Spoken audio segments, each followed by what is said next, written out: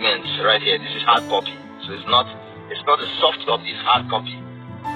Now, United States District Courts, Northern District of Illinois, East Division. This is the full document that contains everything about Balablu. His drug dealing, all the lies he told, why the money was seized. They seized $460,000. It was seized. It wasn't even a case of plea bargain.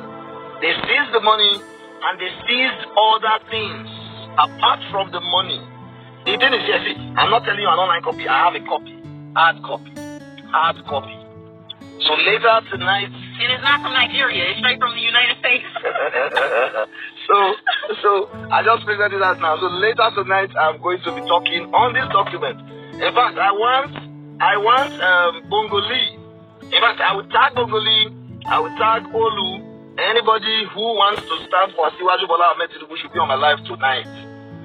They should come and tell me that this document is wrong. Everything is here.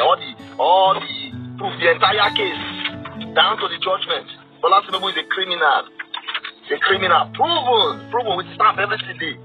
Everything. So this is not an online internet copy where they will not say, oh, this one, it was not this, in rent, that one. Festus Keyamo stand. SAND. He should come alive. Those accounts were 10 accounts in 3 banks. Accounts legitimately opened by him, and there were funds that he kept saving, where he was keeping his savings in the US. That's a lie, because his salary was $2,400, and at one point he deposited $661,000. At another time he deposited $1.2 million. That's $1.8 million. How do you save $1.8 million when your salary on a monthly basis is $2,400, which is actually just $38,000 plus per year? And he stated it himself that he didn't have any other source of income. So where is the saving?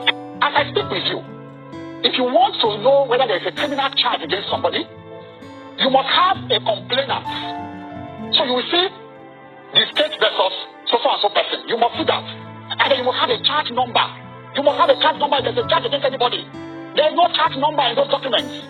There were 2 charges. That's another lie. 18 USC 1956 and 18 USC 1957, which borders on money laundering and financial fraud. And then there was a charge number. The charge number is staring you in the face. 93C4488. That's another lie from Festus Keyamo.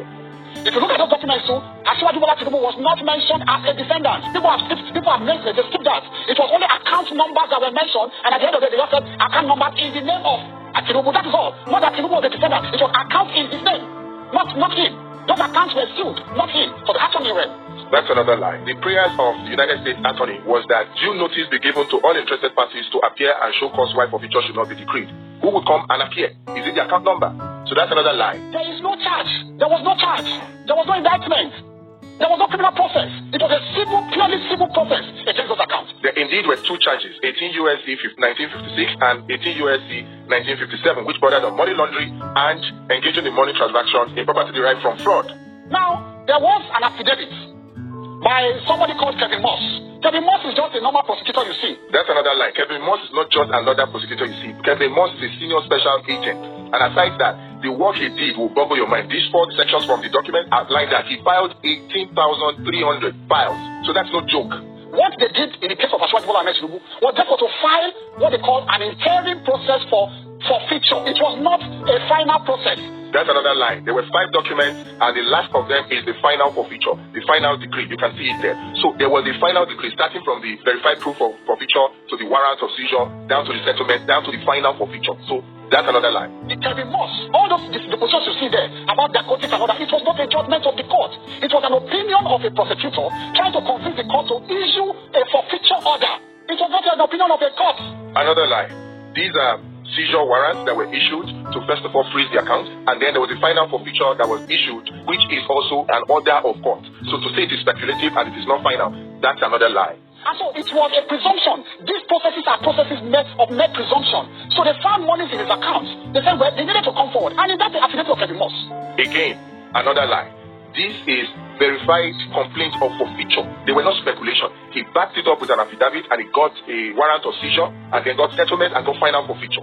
So it is not mere speculation. This is another lie from Festus Keyamo. They said they interviewed Mobile. Mobile said yes, this man is a treasurer in the Mobile. But they said no, those funds are not from them. But they confirmed his status not as a criminal, but as a respectable employee of Mobile. It is in the affidavit of Tinubu'S. This is a potential lie because the Mobile is talking about is Mobile Oil Nigeria Limited, which is not Exxon Mobil, because many people seem to think that it is Exxon Mobil. It is not Exxon Mobil. In fact, the company has changed its name now from Mobile Oil Nigeria Limited to 11 PLC. Look at paragraph 38 of the affidavit by Tinubu'S. I want everybody to look at paragraph 38. After they read my role of trying to find out whether the account, the money, where the money came from, whether they were linked to drug and all of that, it was all speculative. They came to the conclusion that the proceeds he got from the tax, the deposits he made there what they call what the bank normally calls investments. He kept the money there and was getting profit on the interest. They said he had not paid tax on those interests. That is all. So it was not like a deliberate act. That's another lie from Festus Keyamo.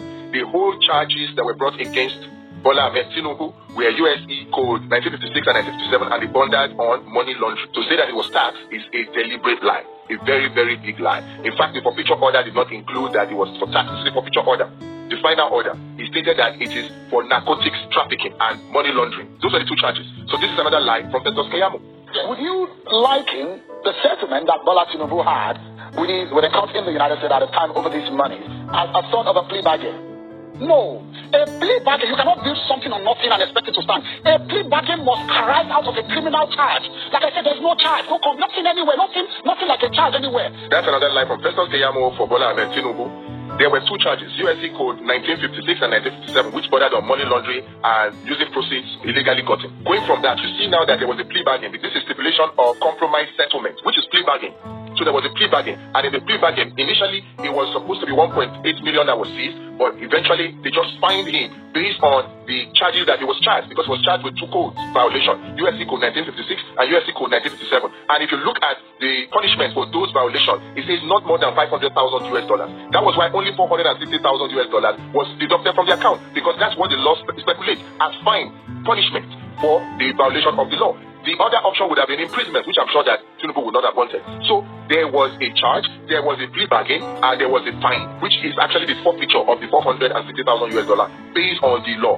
You established that there was a forfeiture, but if there was a forfeiture that was made, and that kind of forfeiture is still subsisted, and it has a criminal nature, that has not been set aside up to date. No. A forfeiture, you see, that's why I said you take a paper and a biro. This is a lecture class for you. A forfeiture is not something hanging on your neck.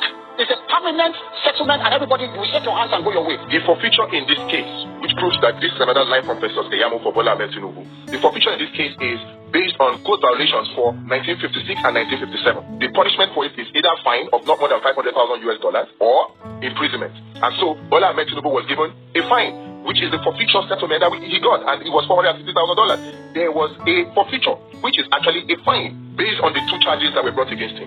I refer you again, paragraph 6, page 2 of the settlement signed. In that paragraph 6, they were even begging Asiwaju. They said that, look, please don't proceed against us again. This is a final settlement between us. Go your way, we'll go our way. That's another lie from him, from Festus Keyamo. Festus Keyamo, as a senior advocate of Nigeria, knows that there is always indemnity clause in such plea bargains to prevent you from saying, or your children from saying, oh, the money that was seized from you was actually responsible for the death of your relative, and so they want to sue because of that. It's just an indemnity clause. That is usual. In fact, not only for plea bargains, that is normal. So coming to say that they were begging him, that was just a blatant lie. You see there? One thing I know is that no matter how they try to paint it, no matter how they try to twist it, the whole thing is out there. Everything is out there. They can come back to Nigeria and they begin to give this technicality means of trying to let him escape.